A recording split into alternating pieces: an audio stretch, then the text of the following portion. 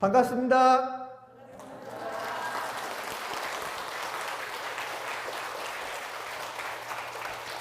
구호 외치고 시작하겠습니다. 핫한 열린 10강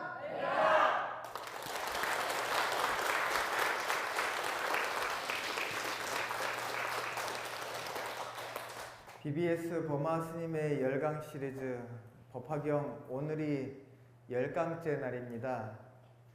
여러분들, 이 법화경이라고 하는 경전은요, 이치가 매우 심오해서 많은 불자님들이 쉽게 접할 수 있는 그러한 경전은 아니지만, 이 경전의 위대함은 모두 다 알고 있는 그런 아주 유명한 경전입니다. 그리고 대승경전의 4대 경전 하면은 어김없이 들어가는 경전이거든요. 그렇기 때문에 우리가 이렇게 10강에 나눠서 공부할 수 있다라고 하는 거는 어찌 보면은 제 자신이 봤을 때는 좀 무모한 시도가 아니었나 하는 그런 생각도 해보지만,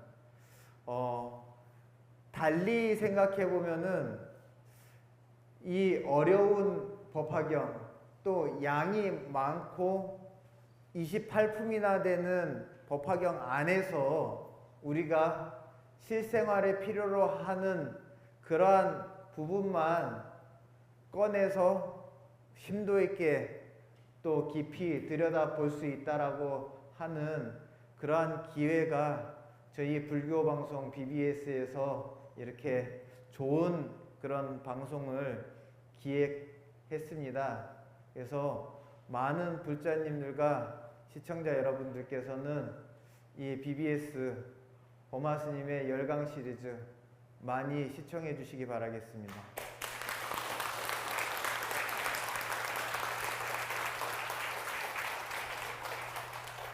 여러분, 지난 시간에 이어서 오늘은 제14품 안락행품부터 끝까지 하도록 하겠습니다. 여러분, 여기 칠판을 주목해 주십시오. 함께 읽겠습니다. 시작. 제14 안락행품.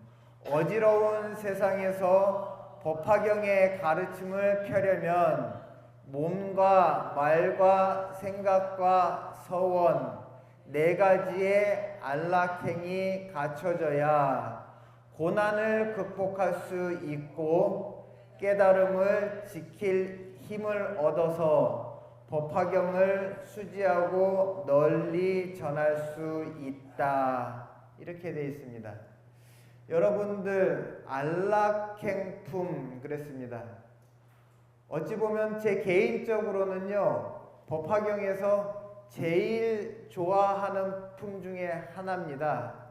이 안락행품이라고 하는 것은요, 법화경의 깊은 도리와 그 깨달음을 내가 어느 정도라도 알았으면 행하고 싶거든요. 실천하고 싶단 말이죠. 내가 이 정신세계에 많은 가르침을 갖다가 채웠을 때 이제는 내가 직접 부처님처럼 또는 불교의 많은 깨달은 분들처럼 그렇게 나도 삶을 좀 바꿔보고 싶다라고 하는 그런 생각이 누구나 들 겁니다.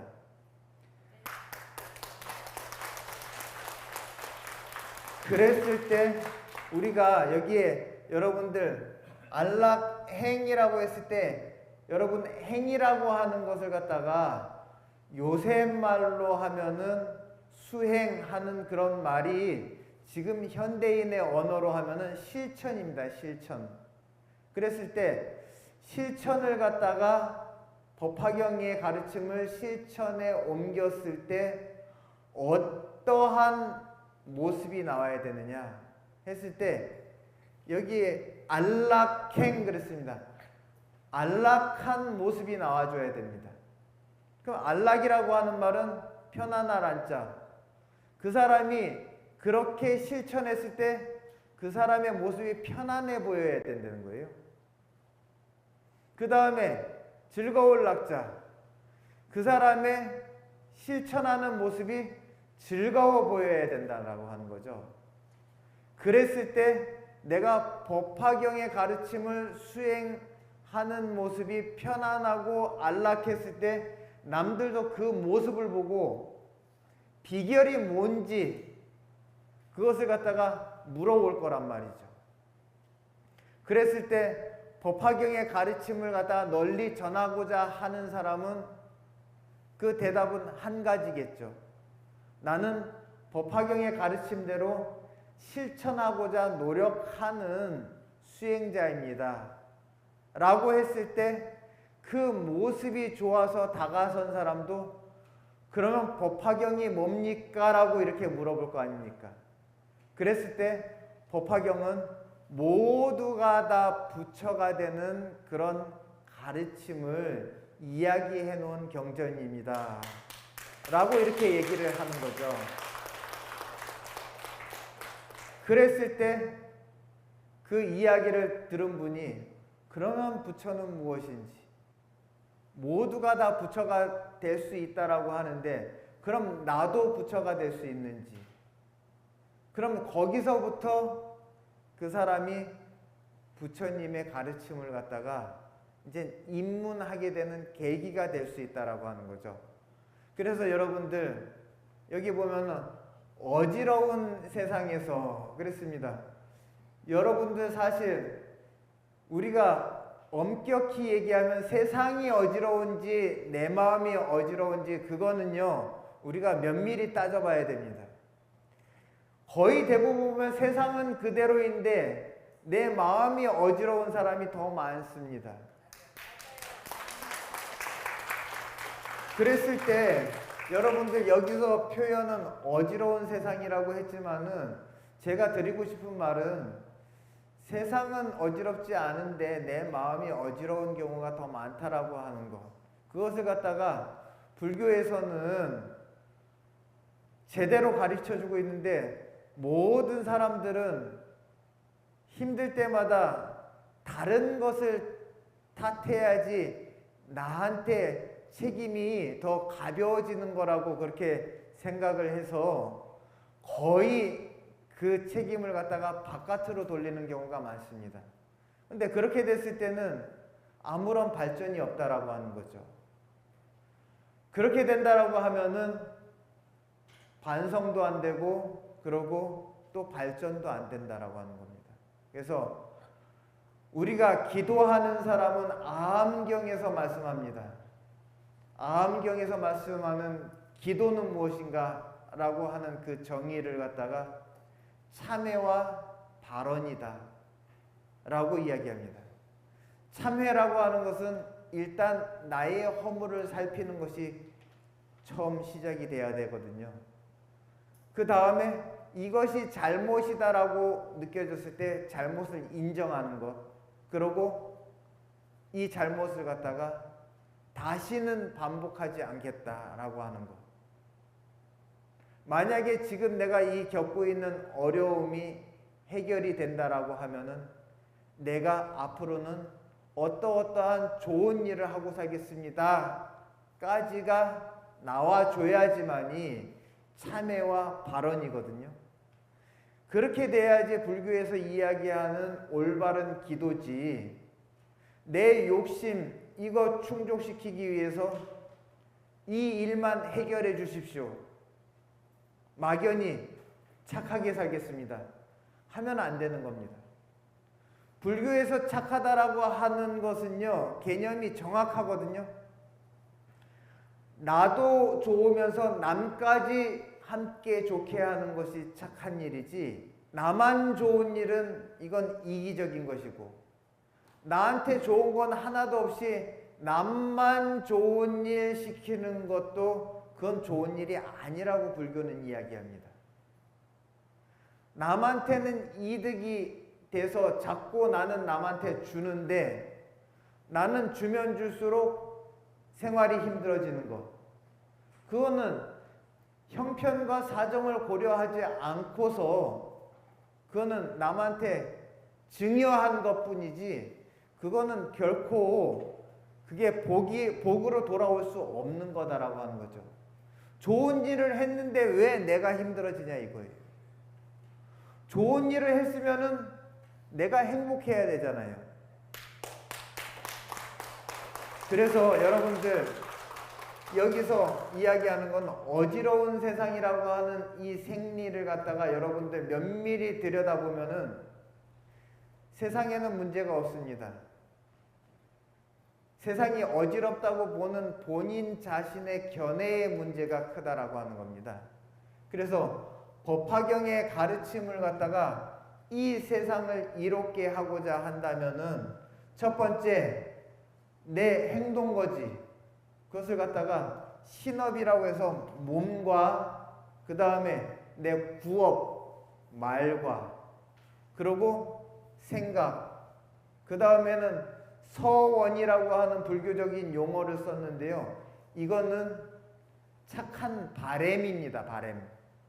무언가를 갖다가 바라는 마음이 있지만은 착한 바램입니다. 조금 전에 제가 말씀드렸듯이 착하다, 불교에서 착하다라고 하는 것은 나와 남이 동시에 이루어온 것이거든요. 근데 사람들은 보통 어떻게 생각하느냐? 일단은 내가 좋아지거든 너 도와줄게 이렇게 한단 말이죠. 대부분이 안 지켜집니다. 내가 좀 편해지거든 하면은 편해진다라고 하는 것이 사람 욕심이 한도 끝도 없습니다. 서 있는 사람이 피곤하면 앉고 싶고 앉으면은 눕고 싶은 게 사람의 마음입니다. 편하다라고 하는 것이 한도 끝도 없습니다. 그렇기 때문에 내가 좀 나아지거든이라고 하는 전제가 붙었을 때는 그게 실현이 안 된다라고 하는 것이죠. 그러면 어떻게 해야 되느냐? 내가 지금 힘드니까는 내 사정과 형편에 맞게끔 조금만 도와줄게. 살림이 조금 더 피면은 거기서 지금보다 조금 더 도와줄게. 이렇게 돼야 된단 말이죠. 그렇기 때문에 여러분 어려우면은 어려운 만큼 도와주면 됩니다. 언제나 어렵든 살림이 피든 간에 도울 수 있는 것은 항상 나한테 존재하거든요. 여기서는 어떻게 도우라 했느냐면은 몸과 말과 생각과 서원으로 도우라고 했단 말이에요. 그러면은 굳이 금전적으로 돕지 못하더라도 말 한 자리라도 그 사람의 어려움에 크게 도움이 되고 용기가 돼가지고 더 잘 살 수 있는 오히려 돈보다 더 값진 것을 전해줄 수도 있음에도 불구하고 사람은요 돕는다 했을 때 주머니 사정부터 살핀단 말이에요. 그것은 우리가 물질에 길들여져 있어서 그렇습니다. 그렇기 때문에 이 법화경은 이야기합니다. 안락행이라고 하는 것은 첫째가 몸과 말과 생각과 좋은 바램이 먼저 시작이 돼야지 그 다음에 물질적으로 도울 수 있는 것이지 내 행동을 가지런히 하지 않고 말도 이쁘게 못하고 생각도 올바르지도 않고 그리고 이 사람이 희망하는 바램도 정당하지 않는 사람이 그 사람이 주는 돈이 상대방한테 전해졌을 때 얼마나 그 돈이 이롭겠냐. 이거는 인과가 있는 돈이다 이 말이죠. 인과가 있다라고 하는 거는 주면서도 집착이 있는 돈입니다. 주는 사람이 아무런 집착이 없고 그 사람의 행동과 말과 생각이 이미 다 비워져서 무주상보시로 주었을 때 그때 받는 사람의 마음도 편하고 또 전해진 그 물질이 그 사람한테 가가지고 복의 씨가 돼가지고 복의 열매를 맺는 것이지, 여기에다가 무슨 조건을 달고, 굳이 조건을 달지 않았지만은 충분히 전해진 이 물건에다가 내 집착을 담아서 준다라고 하는 것은, 그건 상대를 절대로 이롭게 할 수가 없습니다. 그렇기 때문에 여러분들 이 안락행이라고 하는 것은 이 법화경의 가르침대로 산다라고 하면은 나도 안락해지고 남도 안락해지는 거거든요. 그것이 법화경에서 이야기한 안락행이지, 이 법화경을 갖다가 믿고 따르면은 나만 좋다라고 하면은 그거는 법화경이 아닌 거예요. 모두가 다 좋아야 되죠. 그래서 법화경에는요, 모두가 다 부처라고 했지 법화경을 알고 있는 사람만 부처라고 안 했단 말이죠. 법화경을 몰라도 그 사람은 부처긴 부처지만은 법화경을 알아야지 부처를 확인하고 내가 온전히 그 부처가 된다라고 하는 이야기를 하는데요. 여기서 여러분들 이 네 가지 안락행이 갖춰져야지 고난을 극복할 수 있고 깨달음을 지킬 힘을 얻어가지고 법화경을 수지하고, 수지라고 하는 것은 받아들일 숫자, 진일 지자, 받아들인다고 해가지고 이것을 갖다가 다 지키고 지니지 못하거든요. 그래서 받아들였을 때는 지킬 생각을 해야 되는 겁니다. 수지하고 널리 전할 수 있는 것은 안락행이다 라고 하는 이야기를 하면서 상투 속의 보배 구슬 비유를 하게 됩니다. 여러분, 이 상투 속의 보배 구슬이라고 하는 것을 갖다가 계명주라고 했거든요. 그 계명주라고 하는 것은 왕이 상투 위에다가 얹는 구슬을 이야기하는 겁니다. 오로지 왕만이 가질 수 있는 건데, 전륜성왕이 그 나라에 공로를 많이 세운 장수가 있어서 그 장수에게 토지와 온갖 필요한 재산을 갖다가 하사했단 말이죠. 이 왕의 입장에서는 이 용맹한 장수가 이 나라를 갖다가 나보다 더 잘 지킬 수 있을 것 같은데 얼른 지금 당장이라도 이 상투 속에 구슬을 빼가지고 왕위를 물려주고 싶지만은 그렇게 되게 되면은 나라가 혼란해질 수도 있고 또 장수가 얼른 그것을 받고서 두려운 마음이 생길 수 있단 말이죠. 혹시나 이것을 받아가지고 내가 모함을 당해가지고 죽임을 당하지 않을까, 그런 생각을 가질 수가 있잖아요. 그렇듯이 복 많이 짓고 착한 일 많이 했다고 네가 부처다라고 이야기하게 되면은 그 사람이 착한 일 좀 했다고 내가 부처야? 이렇게 나올 수가 있단 말이죠. 그렇기 때문에 처음에는 그 사람에게 불법의 많은 가르침과 이득으로 마음을 갖다가 풍요롭게 만들고 난 다음에 그 사람의 근기가 성장했을 때 그제서 너는 부처야 라고 하면은 받아들일 그릇이 마련이 됐다라고 하는 거예요. 그러한 비유를 갖다가 이 안락행품에서 이야기를 합니다.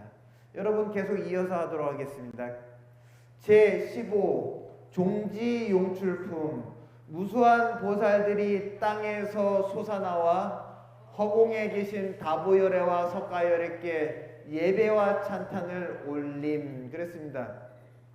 여러분, 종지용출품이라고 하는 것은 이게 땅으로부터 용출, 솟아나왔다 라고 하는 그런 이야기입니다.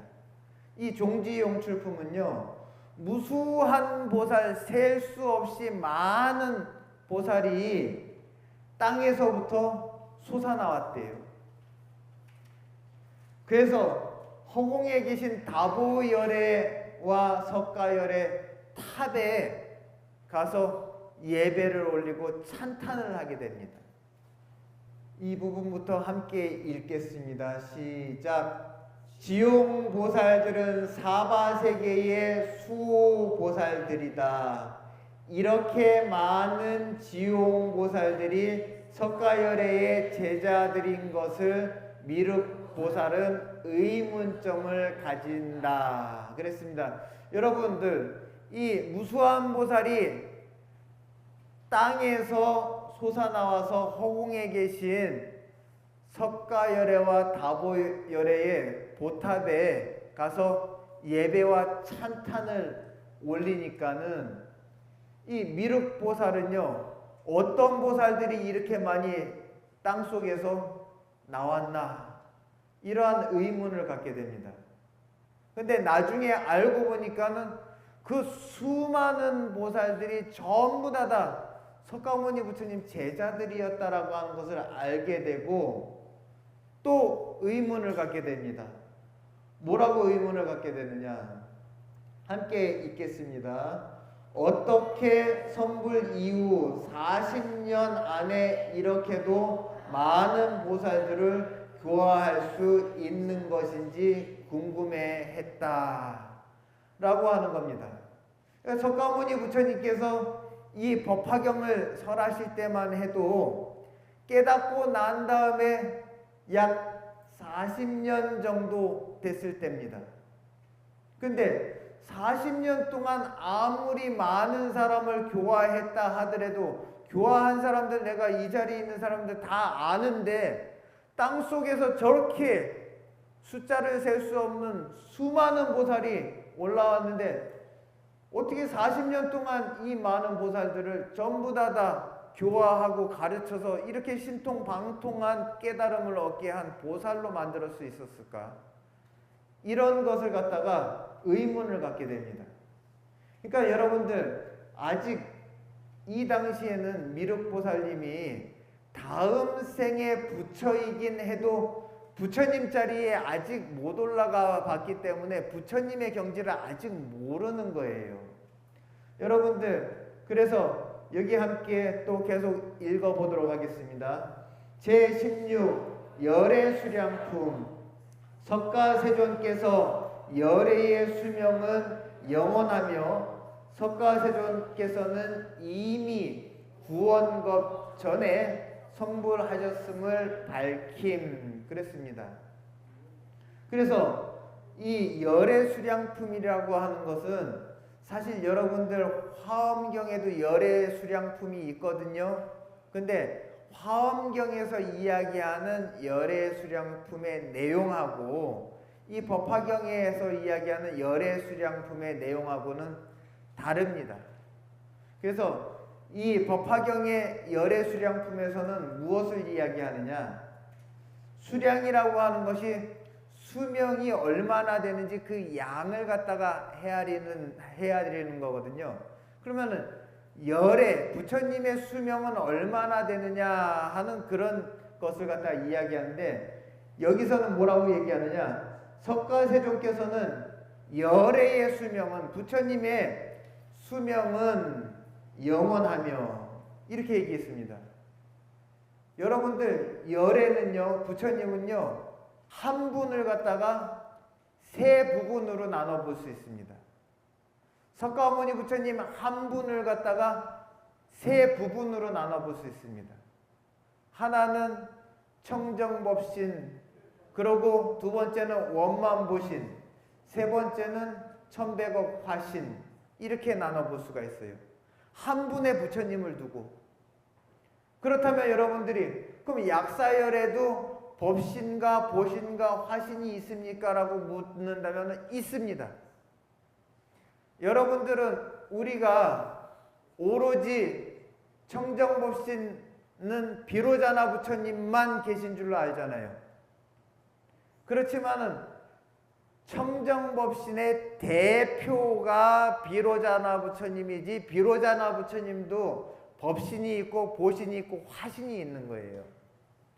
원만보신 노사나불이라고 했지만은 노사나 부처님이 보신의 대표이긴 해도 그분도 법신이 있고 그분도 화신이 있는 겁니다. 그렇듯이 석가모니 부처님이 1100억 화신 석가모니 부처님이라고 했지만은 1100억 화신의 대표로 석가모니 부처님을 이야기했을 뿐이지 석가모니 부처님의 법신도 있고 화신도 있다라고 하는 것, 그리고 보신도 있다라고 하는 거예요.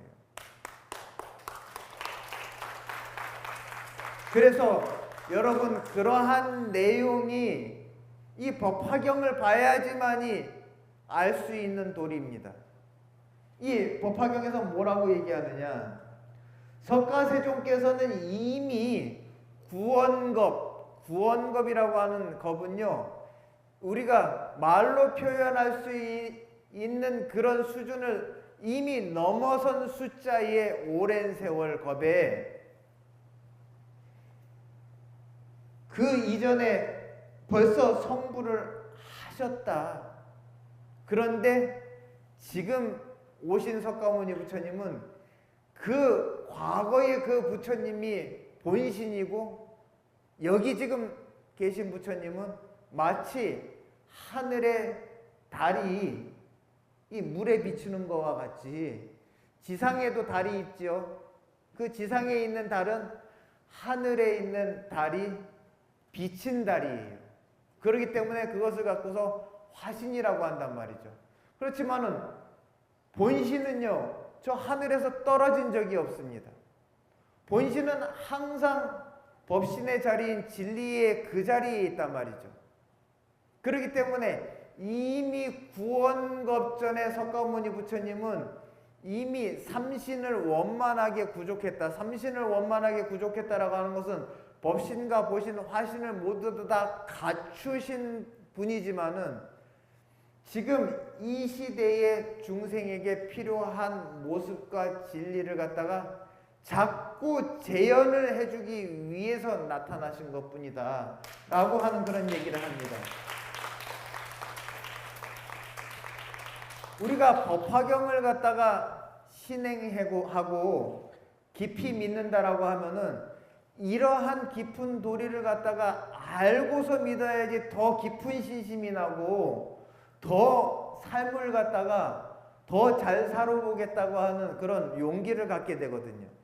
철학의 깊이가 깊지 않으면 기도도 깊이 성취할 수가 없는 겁니다. 그렇기 때문에 여기서 여러분들 열애수량품이라고 하는 이 부분은요, 석가모니 부처님의 법신을 이야기하고, 그리고 석가모니 부처님은 오로지 화신만이 아니다라고 하는 것, 그런 이야기를 갖다가 하는 겁니다. 그래서 양의 병자 비유를 갖다가 하게 되죠. 양의 병자라고 하는 것은 훌륭한 의사가 있는데 그 의사가 잠깐 멀리 갔다 온 사이에 자식들이 독약을 먹고서 어떤 자식들은 몸이 망가졌고 어떤 자식들은 정신이 망가졌단 말이에요. 몸이 망가진 그런 자식들한테는 얼른 해독제를 줘가지고 해독을 시키고 완치를 시켰는데, 정신이 망가진 제자들은, 그 아들들은 약을 지어줘도 먹질 않는단 말이에요. 그러니까는 아버지가 잠적을 해버립니다. 그러고 소문을 내죠. 아버지가 객사했다 하니까는 그제서 정신을 잃었던 자식들이, 정신이 망가졌던 자식들이 아버지 돌아가셨다라고 하는 것에 충격을 받는 거예요. 그래서 제일 먼저 찾는 것이, 그럼 아버지가 지어놓은 약 어딨어? 그것부터 찾게 되는 거죠. 그렇듯이 석가모니 부처님이 계실 때 수많은 법문을 해도 사람들이 부처님은 영원히 계실 거니까는 법문 나중에 듣지, 이렇게 생각을 했단 말이죠. 그런데 석가모니 부처님이 나 열반에 들 거야 라고 말씀을 하니까는 사람들이 그제서 왜 이렇게 빨리 가십니까 그랬단 말이죠. 다급해졌던 거예요. 부처님은 원래 100살까지 사실 거라고 하셨지만은 80세에 20년 앞당겨서 간다 그러니까 사람들이 급해진 거예요. 그 시점에서 법화경이라고 하는 최상의 처방약을 갖다가 처방을 해놓고 가시는 거예요. 여러분들 여기 주목해 주십시오. 함께 읽겠습니다. 시작. 제17 분별공덕품 법화경의 진리를 통해 육군청정 10신 무생법인 10주 문지다라니 10행 요설변제 10회양 백천만억 무량선다라니 초지보살과 제2지 불태법륜 제3지 청정법륜을 얻고 8생을 지나면 안욕따라 삼약삼보리를 얻는다고 말씀한다. 그래서 여러분들 분별공덕품이라고 하는 그 품이 있어요. 여러분 우리가 공덕 하잖아요. 공덕이라고 하는 말을 갖다 정확히 알아야 됩니다. 공이라고 하는 말은 우리가 지혜를 닦는 것을 공이라고 합니다. 덕이라고 하는 것은 우리가 자비심이 가득 차 있는 것을 갖다가 덕이라고 합니다. 그렇기 때문에 덕이라고 하는 것은 보시바라미를 많이 하고 중생에 대한 연민심을 많이 가졌을 때 자비심이 쌓이게 되거든요. 그리고 무명을 걷어내고 번뇌를 갖다가 자꾸 소멸해가는 과정에서 지혜는 자라나게 되어 있습니다. 그래서 공덕이라고 하는 것은 지혜와 자비거든요. 그러면은 우리가 분별했다. 무엇을? 공덕을 했을 때는 여기서 말하는 공덕은요, 복을 빌어서 얻는 공덕이 아닙니다. 여기서는 지혜와 자비를 이야기하는데 이 지혜와 자비를 따로따로 공 따로 덕 따로가 아니라 지혜와 자비를 갖다가 함께 갖추고 이거를 둘로 보지 않는 것이 부처님이거든요. 그랬을 때 분별 공덕을 했다라고 하는 것은 부처되는 수행에 대한 분별을 했다라고 하는 겁니다. 그래서 여러분들 여기 보면 법화경의 진리를 통해 가지고 우리가 육근이 청정해지면은 안입이 설신의 이 육근이 청정해지면은요, 그러면 그 단계를 갖다가 믿음이 가득 찬 십신의 단계라고 얘기를 합니다. 그 다음에 여러분들 이 무생법인이라고 하는 것은요, 생사가 본래 없는 것이다. 이것이 실체가 없다. 공한 것이다. 왜?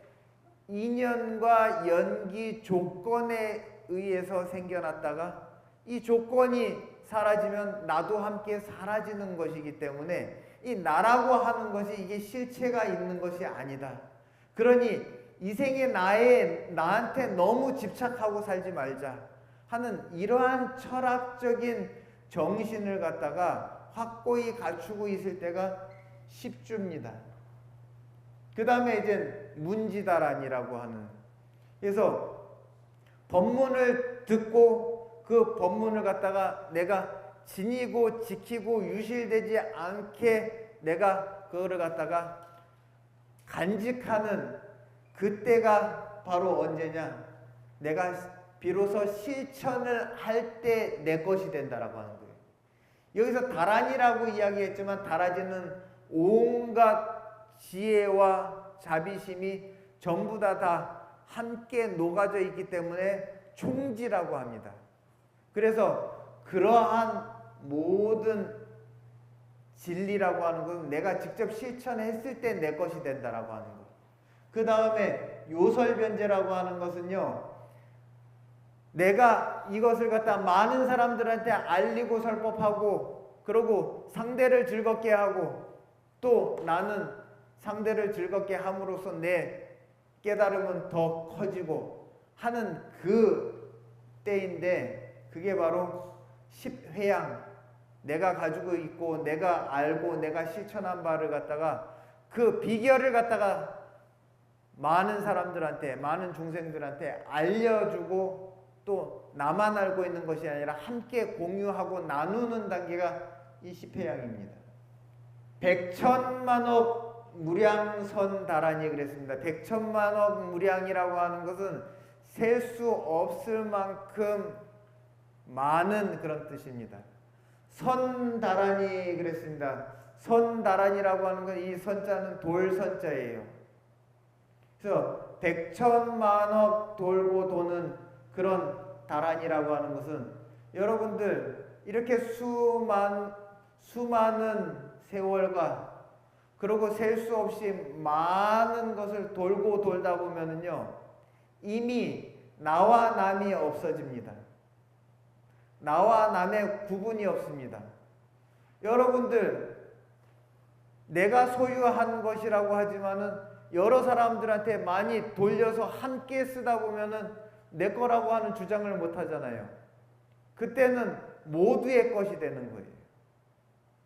그렇듯이 내가 가진 다란이, 지혜와 자비심을 갖다가 내 것이 아닌 모두한테 돌려서 함께 공유했을 때는 그거는 나의 지혜도 아니고 나만의 자비심이 아닌 거예요. 그렇기 때문에 그때가 어떤 단계이냐? 초지보살의 단계다 이 말이죠.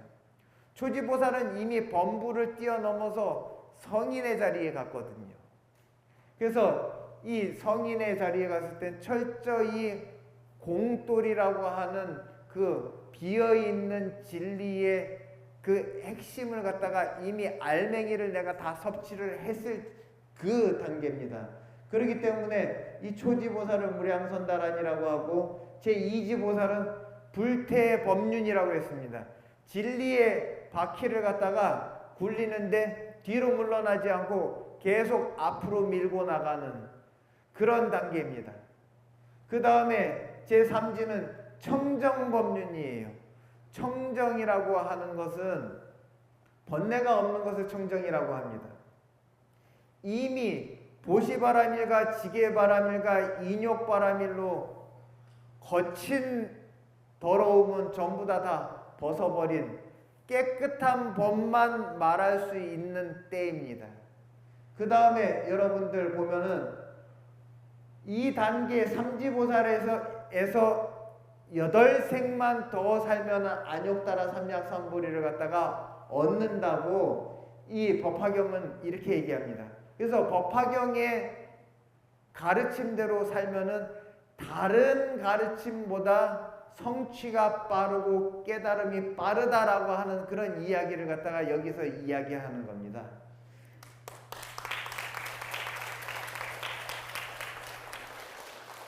여러분 제18 수의공덕품, 제19 법사공덕품 이랬습니다. 여러분들 수의공덕이라고 하는 것은 함께 기뻐하는 그런 공덕입니다. 함께 기뻐하는 것만으로도 지혜와 자비가 함께 공유되어진다라고 하는 것이고, 여러분들 이 법사공덕품은 수지, 독경, 송경, 해설, 서사를 하는 분을 갖다가 법화경 오종법사라고 했거든요. 그래서 그분의 지혜와 자비가 얼마나 되느냐 하는 그 이야기를 하는데, 항상 법화경은요, 공덕은 헤아릴 수 없이 많다라고 얘기합니다. 그렇기 때문에 불가사의하다, 헤아릴 수 없이 많다 이렇게 얘기합니다. 왜 그러냐면은 얼마만큼 된다 하면 얼마만큼을 가지려고 하거든요. 헤아릴 수 없이 많다라고 하면은 그러면은 잊어버리고 공덕만 짓게 되거든요. 왜? 공덕만 지면은 자연스럽게 한없이 쏟아지는 게 그게 바로 공덕이니까. 여러분들 여기 한번 오도록 하겠습니다. 함께 읽겠습니다.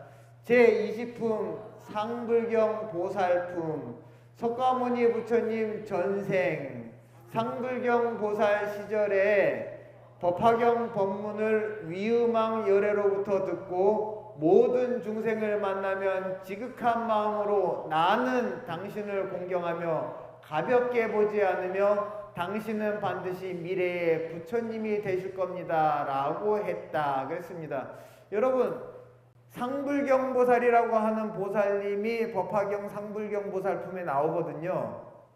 근데 이분은요, 법화경 설법을 갖다가 위음왕열애라고 하는 과거 아주 오랜 전에 그 부처님한테 듣고서 모든 중생을 갖다가 만나면은요, 법화경을 실천하기 위해서 뭐라고 이야기했느냐? 나는 당신을 공경하며 당신을 가볍게 보지 않으며 당신은 반드시 미래에 부처님이 되실 겁니다. 그랬단 말이죠. 왜? 법화경에서는 모두가 다 부처의 가능성이 있고 부처의 종자가 있다라고 얘기했기 때문에 누구를 만나든 공경하고 누구를 만나든 가볍게 보지 않으며 누구를 만나든 미래에 당신이 부처님이 될 것입니다. 이렇게 얘기를 했단 말이에요.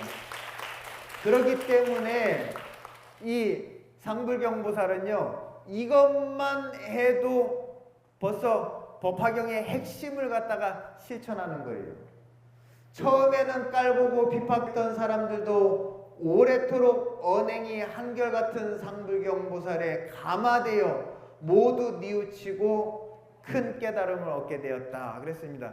보통 보면은요, 이 상불경보살한테 업신여기고 그리고 야속하게 하고 잘못했던 사람들은 다 지옥 가야 되는데 한결같은 상불경보살한테 감화돼 가지고 그래서 모두 뉘우치고 큰 깨달음을 얻었다라고 하는 것이죠.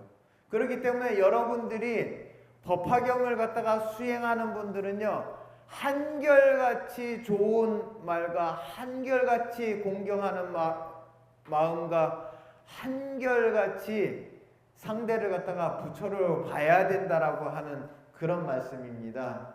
여러분들 이젠 상불경 모살품까지 이젠 보셨는데요. 법화경은 1품부터 20품까지는요, 진리 위주의 설법을 했습니다. 그렇지만은 21품부터 28품까지는 이 법화경을 갖다가 진리대로 살면은 어떠한 이득이 있는지, 그러한 이득이 있으니까는 많이 전해주고 또 많이 실천을 하고 또 그로 인해 가지고 나도 행복하고 남도 행복한 그러한 어떤 불국토를 갖다가 다 함께 이루어보자 하는 그런 내용의 품이 21품부터 28품까지 있습니다. 다란이 품이나 관세음보살 보문품, 또 야광보살 본사품, 이런 품에서는 이런 분들이 너희들을 도울 것이다 라고 하는 그런 호법 신장과도 같은 원을 갖다가 이 대보살 마하살들께서 세워주셨거든요. 그렇기 때문에 여러분들 이 법화경 여러분들 진리만 실천하게 되면 여러분 삶에 굳은 일이 싹 다 사라지고 여러분 인생은 복된 인생을 살 거라고 하는 말씀을 드리겠습니다. 이것으로써 묘법연화경 열강 시리즈를 마치도록 하겠습니다. 감사합니다.